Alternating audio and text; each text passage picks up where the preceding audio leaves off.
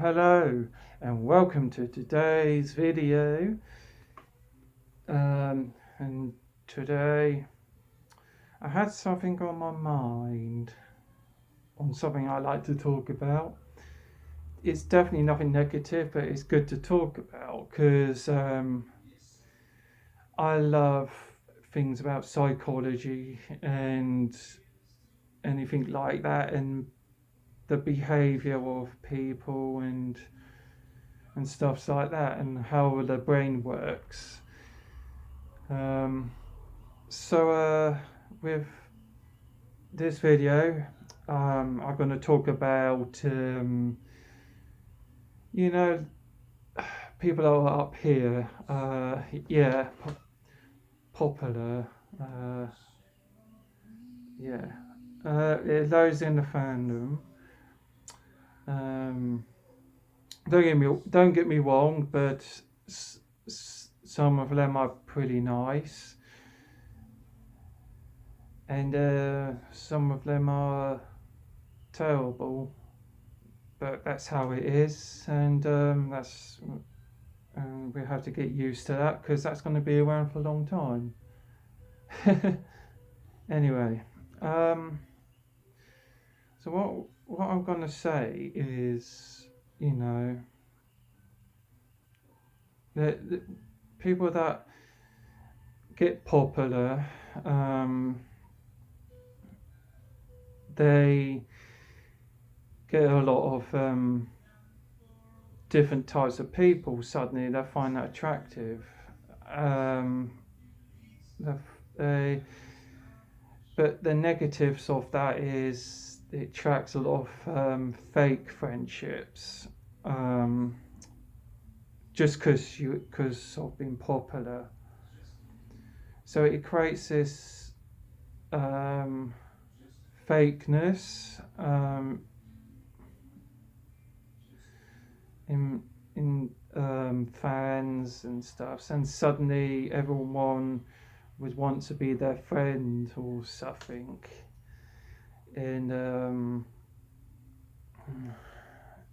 and it comes to a point that, you know, with that someone that have been popular, um, they end up blinding themselves into a little bit of bother, like,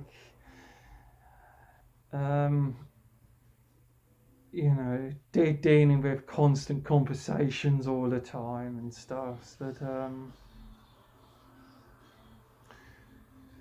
I don't know how p- people that are popular manage to handle that. Well, it's just that um, when I was going to a lot of cons before, everyone wanted to really know me and stuff because I was quite popular. Um, but that that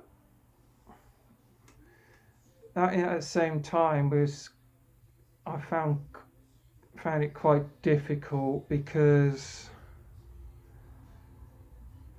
it's just that my personality is pretty introverted, and it was quite difficult for me to keep up with conversations and stuff, um, unless I want something. But apart from that, I found conversations really difficult, and I only could sometimes speak with my own specific interests and so on everything else because I struggle with conversations, and it feels so difficult. So with that,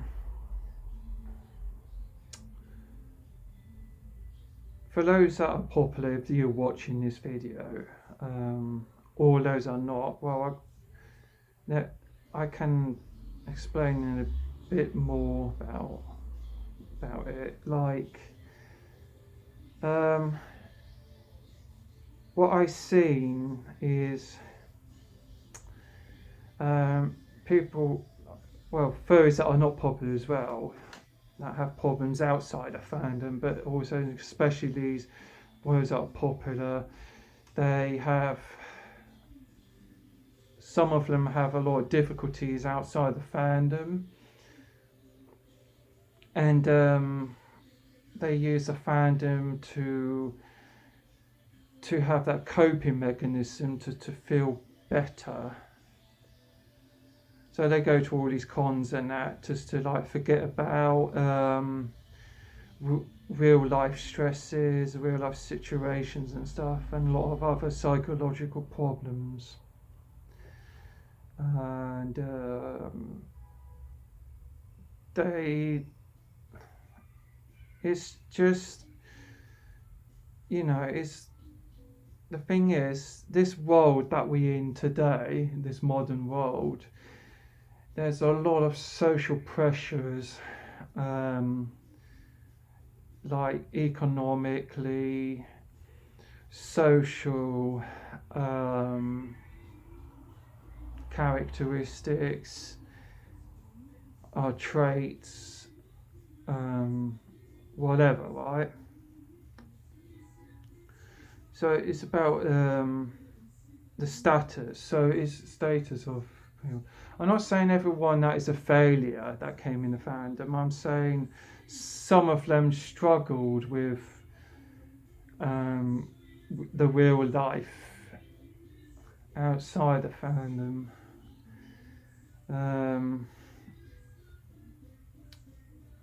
And they use furry as a comfort thing. It's a good thing, yes. Don't get me wrong. I think it's a good to like use furry as to like break away from real situation. But the problem with that is it builds up the ego and it makes you rely on popularity just to feel better, and relying on fake friendships and stuff. But the but I think that you know, the thing is, being popular, it masks all your problems from real life, and then you don't notice your real life problems because it's masked over by your popularity. So with that mask, it makes you not notice your problems where it's coming from, you see. So for example, you're having really bad anxiety issues in real life with your boss or something, or whatever, but then you don't notice that because being a furry masks that, and you end up not knowing the issue. So for example, it's like you're putting on deodorant under your armpits without washing your armpits, and just to mask a smell of BO. It's pretty much that. So basically, real life people's real life. I mean, furries, popular and or non-popular, need to work on their real life situations and to find ways to fix those situations. So even things like psychological problems, family issues or whatever, you try and work to resolve those issues. And if an issue doesn't work out, just like find something else that works out for you.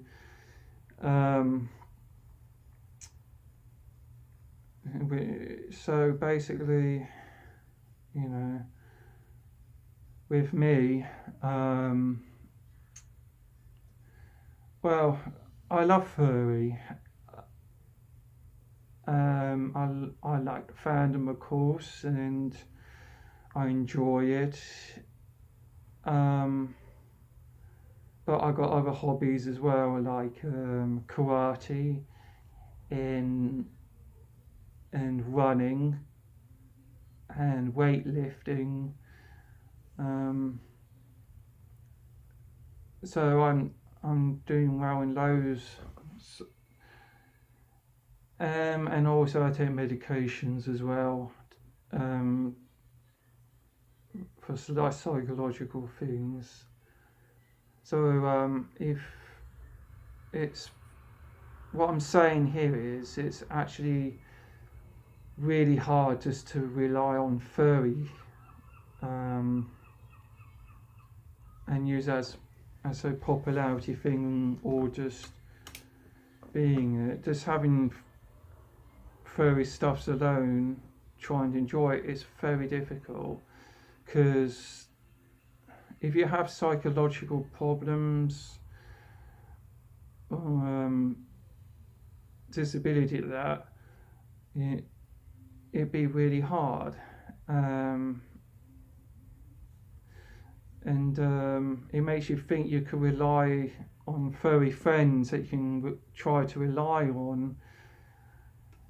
Just I have a problem, help me out or something, but then they might come across as fake, and then they try, and then they just, they blow you off in the end, and stuff. So it's really, it's a good idea to work out stuffs outside the fandom, and work on psychological stuffs. So like, for example, seeing psychiatrists, or doing fitness stuffs, doing other hobbies outside the fandom. So it distracts you from just relying on furry stuffs, and also maybe try to make non-furry friends as well.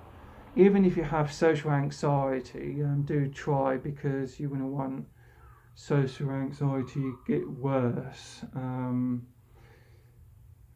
So it's good to have a mix of things in your life to keep you going. That's what I think. The thing is, I try not to get too personal stuff, but what I'm saying is that some popular furries might have been, had trouble in their childhood, might have been bullied in school, stresses with work or whatever. So they could have an abusive father or abusive mother, whatever, and then they get bullied in school, and then they discover furry, then they suddenly feel better again. But at the same time, it's kind of masking those issues that they had. It's just that what I've seen within the fandom is a lot of furries have dealt with problems in real life, in our childhoods and stuff, and a lot of us seem to have disabilities, and a lot of us have mental health problems. So in a way, furry is like an attractive place to be. So it's like, it's attractive because it's a feeling of hope and something like comfort, because that's something what we find attractive. I mean, even when you were a baby, everyone was a baby, and they find plushies something cute to cuddle at and sleep with at night. So even from being a baby, newborn baby, to adulthood, everybody is a furry,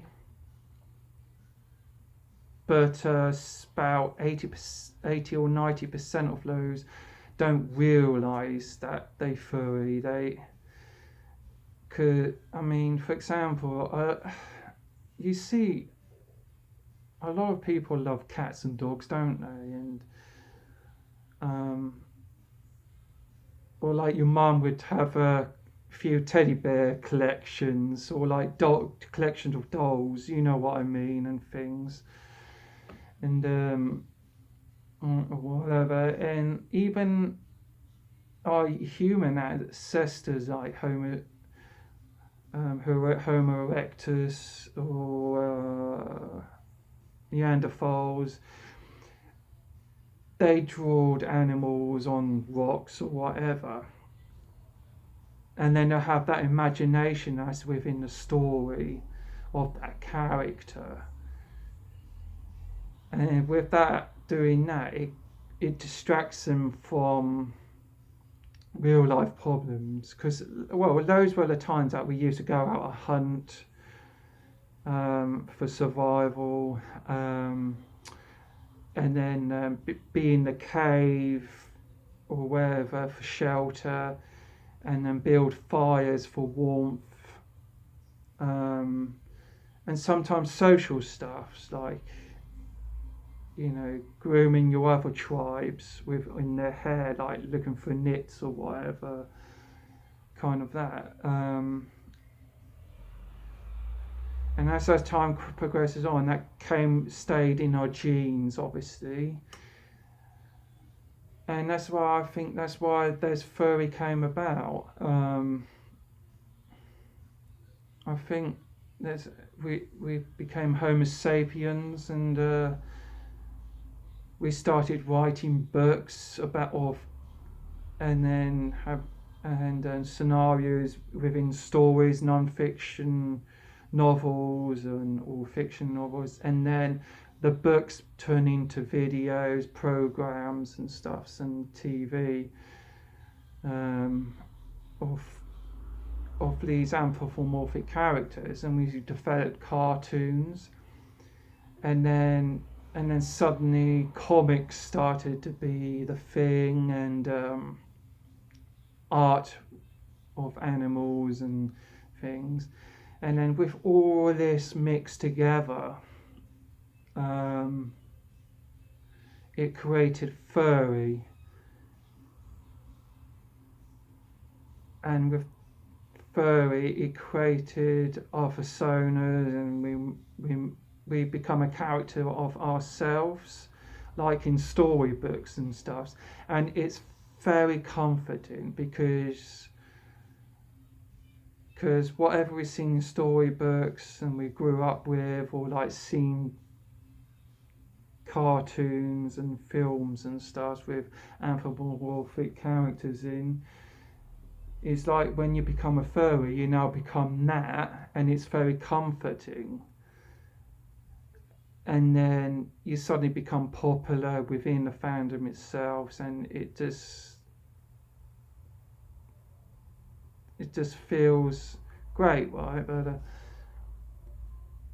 But then, even when we were growing up with cartoons and stuff, a lot of us were abused and stuff, or like grew up with disabilities and things like that. So with that mix with that, you know, it becomes some sort of narcissism coming on within the fandom, like narcissists or things like that. I'm not saying everyone's a narcissist. I mean, there's some type of those furries that are, just because of the problems they had in the past and things, and using furry as a comfort thing and whatever. It's all psychological, as you can see. It's to the point when we put on this planet as first humans to now, it's always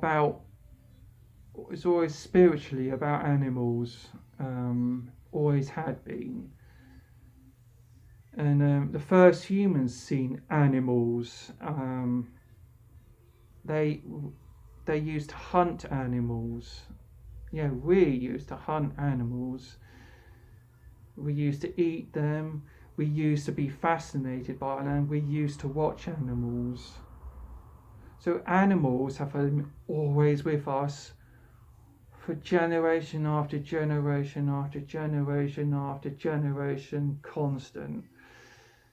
The first Homo sapiens were brought up within the African continent, and there's dozens of old fossils dating back many years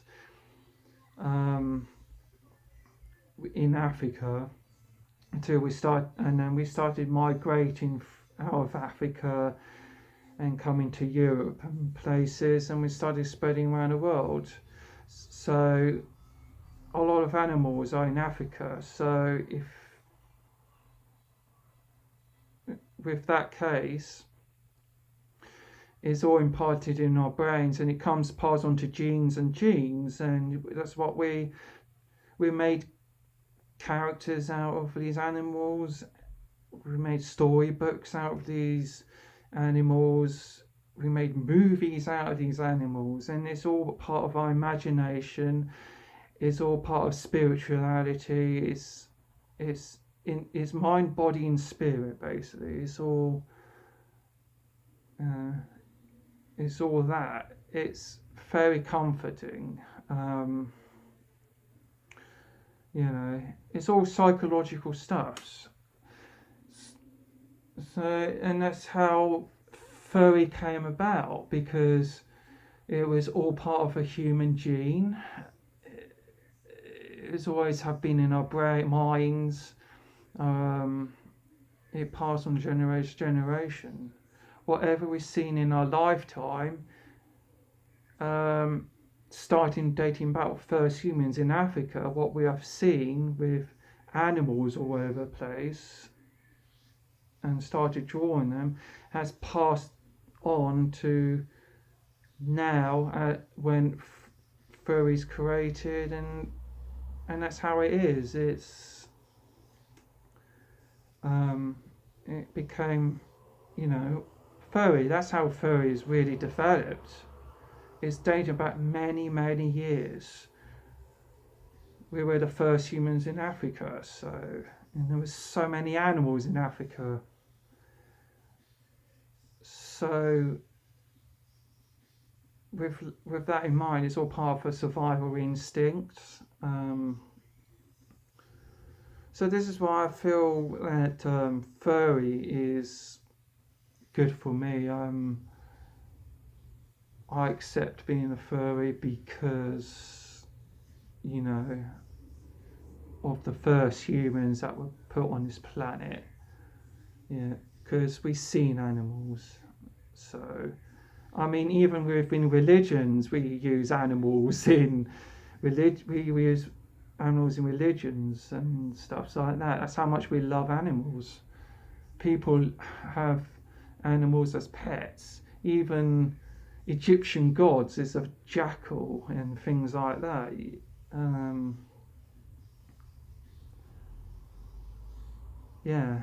all the sphinxes in ancient Egypt, and which is a cat, and it just passes on to us. So furry is a comfort thing, and then that's how there's a lot of ego coming about within furry, but then there's some other popular furries are very friendly, despite some of them have difficult backgrounds, but there are those out there that use popularity just to feel comfortable from real life problems. But what I've got to say is, I feel it's a good idea to sort out real life problems, because if you don't sort out your real life issues, furry is going to be very hard to rely on, because there are other because you are mixing with other people in the furry community that have problems as well, and they are in fight and flight mode, and if you say something wrong or anything like that, they get upset and attack you or whatever. That's the thing. We all have problems, and everyone within the furry community have issues. So it takes one little spark of someone likes saying something that they disagree with, and that's it. It's basically online riot drama. So that's your answer. It all happens because a lot of furries haven't sorted their real life issues out. And that's the things. Until then, if it's going to be like that, but we have to learn to live with that. So, and it's always going to be like that. You can't be going, oh, you shouldn't be popular because you are this and this and this and this. It's not really their fault, really.